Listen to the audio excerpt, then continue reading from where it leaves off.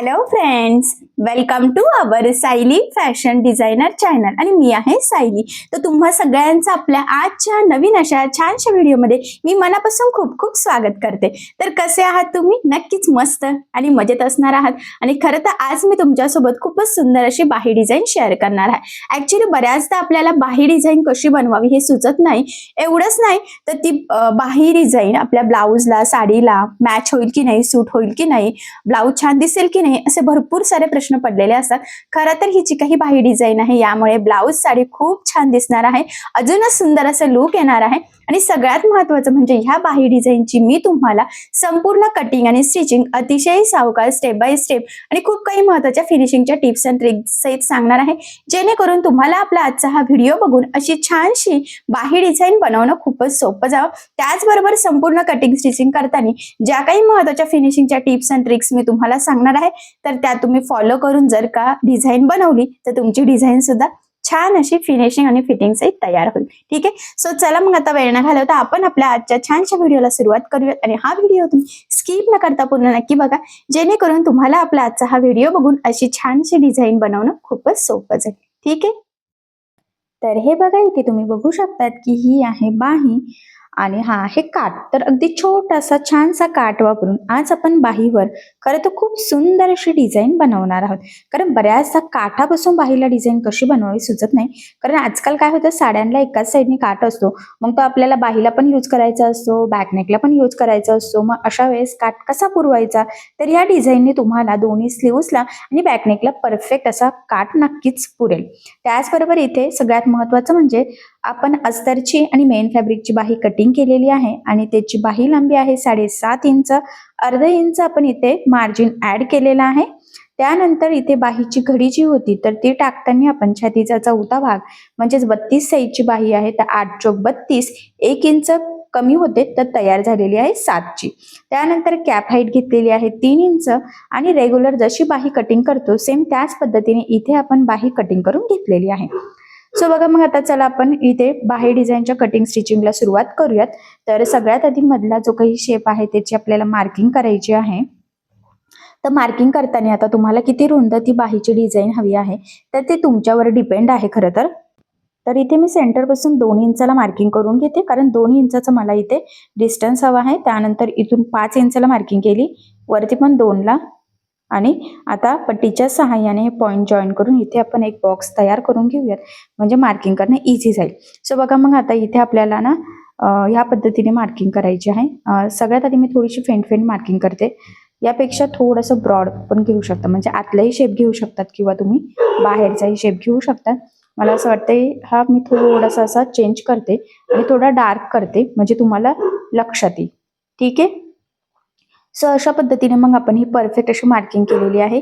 जी dark दिसते ती आपली फायनल मार्किंग आहे. खरं तर तीच मार्किंग आता आपल्याला इथे कॅनव्हास पेपरवर करून घ्यायची आहे. ब्लाऊज डिझाईनसाठी, बाही डिझाईनसाठी आपण पेपर कॅनव्हास यूज करत असतो, लक्षात राहू द्या. कारण कॅनव्हासमध्ये पण भरपूर सारे प्रकार आहे.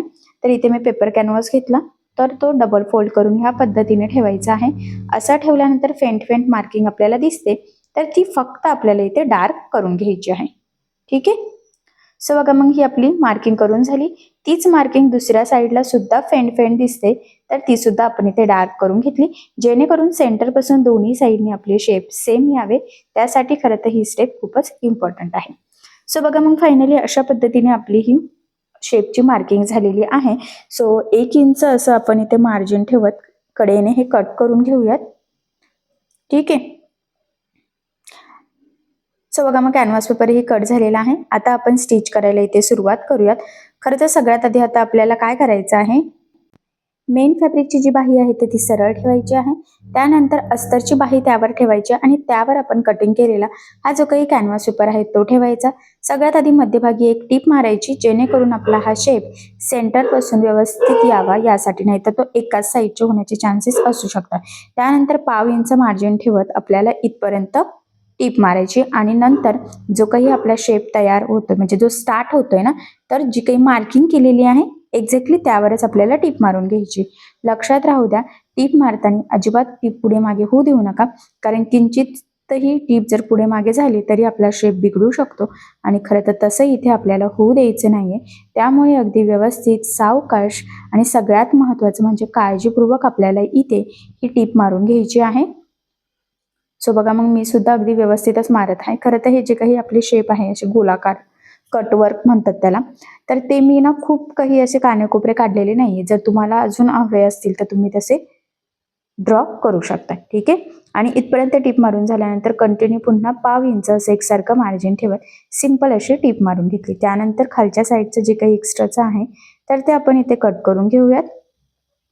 आणि मध्ये सुद्धा जे एक्स्ट्राचं आहे ना तर ते सुद्धा आपल्याला कट करायचं आहे. फक्त लक्षात राहू द्या, टेपची एक लाईन किंवा पाव इंच एवढं मार्जिन ठेवायचं आहे आपल्याला आणि मग बाकीचं संपूर्ण इथे कट करून घ्यायचं आहे. सो बघा, मग अगदी व्यवस्थित एकसारखं कट केलं. त्यानंतर इथे द्यायचे आहे आपल्याला छोटे छोटे कट्स, जेणेकरून ज्यावेळेस आपण हे सरळ करू तर ते कानेकोपरे अगदी व्यवस्थित सेट व्हावे. आपल्याला शेप जसा हवा आहे तसाच यावा, त्यासाठी हे कट्स मारणं खरं तर खूप गरजेचं आहे. मी म्हटल्याप्रमाणे बरोबर कानाकोपऱ्यावर आपल्याला अगदी काळजीपूर्वक कट्स मारायचे आहे. ठीक आहे. आता कट्स मारून झाल्यानंतर आपल्याला हे पार्ट ह्या पद्धतीने व्यवस्थित सेट करत सरळ करून घ्यायचं आहे. आणि एखादी शार्प गोष्ट वापरून तुम्ही इथे कानेकोपरे किंवा जो काही शेप आहे तर तो व्यवस्थित बाहेर सेट करू शकतात. फक्त प्रेस करताना अलगद प्रेस करायचा आहे. खूप जोरात जर प्रेस केलं तर तिथून शिलाई निघण्याचे चान्सेस असू शकतात. ठीक आहे. सो बघा, मग अगदी व्यवस्थित मी इथे सगळं बाहेर काढून घेत आहे कानेकोपरे सुद्धा. आणि हेच कानेकोपरे जर अजून तुम्हाला थोडे पुढे हवे असेल, म्हणजे शार्प कर्व दिसेल अशा पद्धतीने जर हवे असेल तर तसेही तुम्ही इथे करू शकतात. खरं तर कर किती डीप वगैरे हवा आहे किंवा किती वरच्यावर हवा आहे हे तुमच्यावर डिपेंड आहे. तर मी खूप काही डीप घेतलेले नाहीये, आता सध्या रेग्युलर घेतलेलं आहे. जर तुम्हाला एकदम डीप मध्ये जर डिझाईन बघायची असेल तर मग मला कमेंट करा, मी तुमच्यासोबत तसाही एखादा व्हिडिओ शेअर करेन. आता इथे द्यायची आहे आपल्याला दाब टीप. सो बघा, मग आता इथे दाब टीप देताना आपल्याला काळजी घ्यायची आहे की जो काही आपला आतला अस्तरचा कपडा आहे तर तो वरती दिसणार नाही, जेणेकरून आपली फिनिशिंग बिघडायला नको. सो फिनिशिंगसाठी ही खूपच महत्त्वाची टीप आहे, तर ही तुम्ही आवर्जून फॉलो करायचीच आहे. ठीक आहे. सो बघा, मग मी सुद्धा अगदी व्यवस्थित आणि काळजीपूर्वक खरं तर इथे दाब टीप देऊन घेत आहे. कारण आता आपण जी दाब टीप देणार आहोत त्यावरच आपलं सगळं फिनिशिंग, लुक, शेप हे संपूर्ण डिपेंड आहे. सो बघा, मग फायनली अगदी व्यवस्थित प्रॉपर असं आपण इथे दाब टीप देऊन घेतलेली आहे. ठीक आहे. सो यानंतर काय करायचं आहे, आता आपल्याला कडेकडेने अस्तर आणि मेन फॅब्रिक एकमेकाला जोडून घ्यायचं आहे. आता हे जोडताना जेवढं शक्य आहे तेवढं कमीत कमी मार्जिन आपल्याला इथे पकडायचं आहे, कारण हे मार्जिन आपण कुठेही कॅल्क्युलेट केलेलं नसतं. सो मग मी अगदी व्यवस्थित आणि काळजीपूर्वक इथे जोडून घेतलं. त्यानंतर जे काही एक्स्ट्राचं आहे तर ते कट करून परफेक्ट मापाची बाही रेडी करायची आहे. कारण तुम्हाला सगळ्यांनाच माहीत आहे अस्तरवर आपण परफेक्ट कटिंग करतो, पण ब्लाऊज पीसचा कपडा आपण थोडंसं एक्स्ट्राचं मार्जिन ठेवून कटिंग करत असतो. खरं तर त्यामुळेच मग आपण इथे एक्स्ट्राचं कट करून परफेक्ट बाही रेडी करून घेतली. ठीक आहे. यानंतर आता आपल्याला काय करायचं आहे, जो काही आपला काठाचा पार्ट होता ना तर तो ठेवून इथे आपल्याला पॅच तयार करायचा आहे. तर आपण तो डायरेक्ट चौकोनी किंवा आयताकृती बनवला तरी सुद्धा चालणार आहे, कारण की मेन शेप आपला ऑलरेडी बाहीवर ते तयार झालेला आहे. फक्त किती लागतंय आपल्याला उंचीला, रुंदीला तेवढंच आपल्याला इथे चेक करायचं आहे. आता काय करायचं आहे, हा काठही मी बरोबर त्याच साईजने इथे कट करून घेतला. आता काठ सरळ, त्यावर ठेवायचा अस्तरचा पार्ट आणि खालच्या साईडनी साधारणतः पाव इंच एवढं मार्जिन ठेवत एक टीप मारायची. त्यानंतर एक्स्ट्राचं कट करायचं आणि हा पार्ट सरळ करून खालच्या साईडला द्यायची आहे आपल्याला दाब टीप. सो बघा, मग आता इथे सुद्धा दाब टीप देताना आपल्याला काळजी घ्यायची आहे की जो काही आपला आतला अस्तरचा कपडा आहे तर तो वरती दिसणार नाही. आणि त्यानंतर अस्तर आणि मेन फॅब्रिक कडेकडेने आपल्याला जोडून घ्यायचं. आता हे जोडताना जेवढं शक्य आहे तेवढं कमीत कमी मार्जिन आपल्याला इथे पकडायचं आहे, कारण जास्त मार्जिनची खरं तर इथे आपल्याला गरज नाहीये. ठीक आहे. एक्स्ट्राचं कट करून अगदी व्यवस्थित प्रॉपर असा हा आपल्याला चौकोनी पार्ट इथे रेडी करून घ्यायचा आहे. आता हा तयार झालेला काठाचा पार्ट आपल्याला इथे या पद्धतीने जोडून घ्यायचा आहे. आता हे जोडताना सेंटर पॉईंटची एक मार्किंग करायची, म्हणजे ते तिरकं जायला नको किंवा कमी जास्त व्हायला नको. सेंटर पासून अलीकडे आणि पलीकडे 2-2 इंचाची मार्किंग करायची, कारण आपण 2-2 इंचाची मार्किंग करूनच ह्या शेपचा म्हणजे मार्किंग केली होती. त्याचा डिस्टन्सच बरोबर मध्यभागी आहे आणि तो टोटल 4 इंचाचा होतो. ठीक आहे. आणि ह्या पद्धतीने ठेवल्यावर अगदी व्यवस्थित काळजीपूर्वक जसा शेप आहे त्याच शेपवर, म्हणजे जी आधी आपण दाबटीप दिली होती ना त्यावरच ती आपल्याला ही टीप मारून घ्यायची आहे, म्हणजे बरोबर त्याच लेवलमध्ये त्याच शेपमध्ये आपला हा काठाचा पार्ट जोडला जावा. खरं तर यासाठी, कारण फिनिशिंगसाठी हा पॉइंट इथे खूपच इम्पॉर्टंट आहे. आणि बघा मग फायनली अगदी व्यवस्थित काळजीपूर्वक खरं तर इथे मी हे जोडून घेत आहे. ठीक आहे. सुरुवातीला शेवटी डबल टिप देऊन लॉकही करायचं, जेणेकरून तिथून शिलाई निघणार नाही आणि मग आपली डिझाईनही खराब व्हायला नको यासाठी. अशा पद्धतीने आपली ही फायनली डिझाईन तयार झालेली आहे. जर इथे तुम्हाला एखादी लेस यूज करायची असेल तर तुम्ही करू शकतात आणि नाही यूज केली तरी सुद्धा चालणार आहे. बट इथे मी बारीक अशी गोल्डन कलरची एक लेस घेतलेली आहे आणि ती आता आपण इथे लावून घेऊयात. सो इथून बरोबर इथपर्यंत लावल्यानंतर आपल्याला ती व्यवस्थित कोपऱ्यावर फोल्ड करत त्यानंतर जसा शेप आहे तसंच आपल्याला आता ही लेस इथे लावून घ्यायची आहे. खरं तर लेस अगदी व्यवस्थित आणि काळजीपूर्वक आपल्याला लावायची आहे. जर इथे आपले कटवर्क जास्त खोलगट असते, जास्त कर्व असतात तर अजून ही डिझाईन सुंदर दिसू शकली असती. तर तुम्हाला जर अजून कर्व हवा असेल तर तुम्ही त्यानुसार घेऊ शकतात. त्याचबरोबर लेस लावताना जिथे जिथे कर आहे, जिथे जिथे कानाकोपरा येतोय तिथे आपल्याला अगदी व्यवस्थित आणि काळजीपूर्वक फोल्ड करतच ही लेस लावून घ्यायची आहे, म्हणजे आपला शेप आपल्याला जसा हवा आहे तसाच मेंटेन राहावा. त्यासाठी खरं तर ही स्टेप खूपच इम्पॉर्टंट आहे. त्याचबरोबर सेंटरला सुद्धा आपल्याला बरोबर ती कानाकोपऱ्यावर फोल्ड करायची आहे. फोल्ड म्हणजे एकमेकावर अशी क्रॉसमध्ये फोल्ड करून टीप मारायची असते. ठीक आहे. हा पॉईंट इथे खूप इम्पॉर्टंट आहे, कारण बऱ्याच जणांना फोल्ड म्हणजे नक्की कसं फोल्ड करायचं आहे हे लक्षात येतच नाही.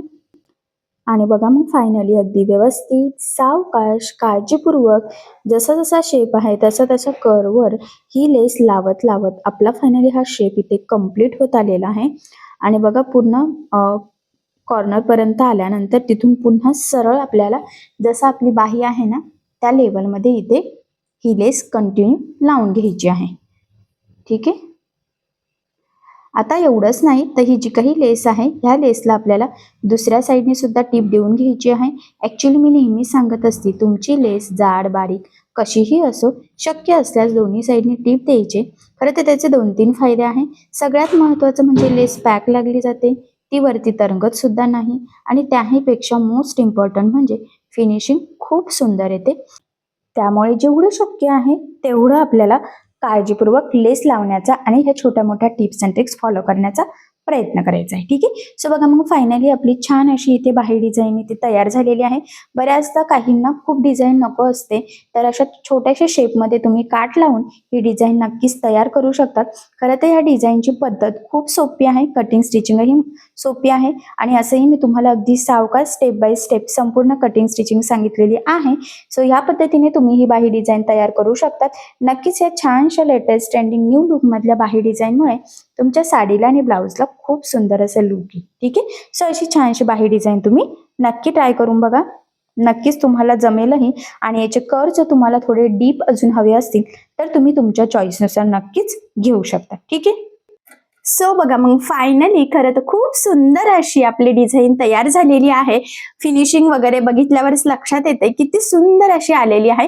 आणि महत्वाचं म्हणजे संपूर्ण डिझाईनची कटिंग स्टिचिंग मी तुम्हाला अतिशय सावकाश स्टेप बाय स्टेप आणि खूप काही महत्वाच्या फिनिशिंगच्या टिप्स अँड ट्रिक्स सहित सांगितलेलं आहे, जेणेकरून तुम्हाला आपला आजचा हा व्हिडिओ बघून फक्त डिझाईन बनवणंच नाही तर ती प्रॉपर परफेक्ट फिनिशिंग सहित कशी बनवावी तर हे देखील सहजच लक्षात यावं यासाठी. आणि सगळ्यात महत्वाचं म्हणजे याची पद्धत इतकी सोपी आहे की बायचान्स जरी तुम्ही कुणी नवीन शिकत असाल, याआधी डिझाईन बनवलेली नसेल तरी सुद्धा तुम्हाला आपला आजचा हा व्हिडिओ बघून अशी डिझाईन सहज बनवता येईल. ठीक आहे.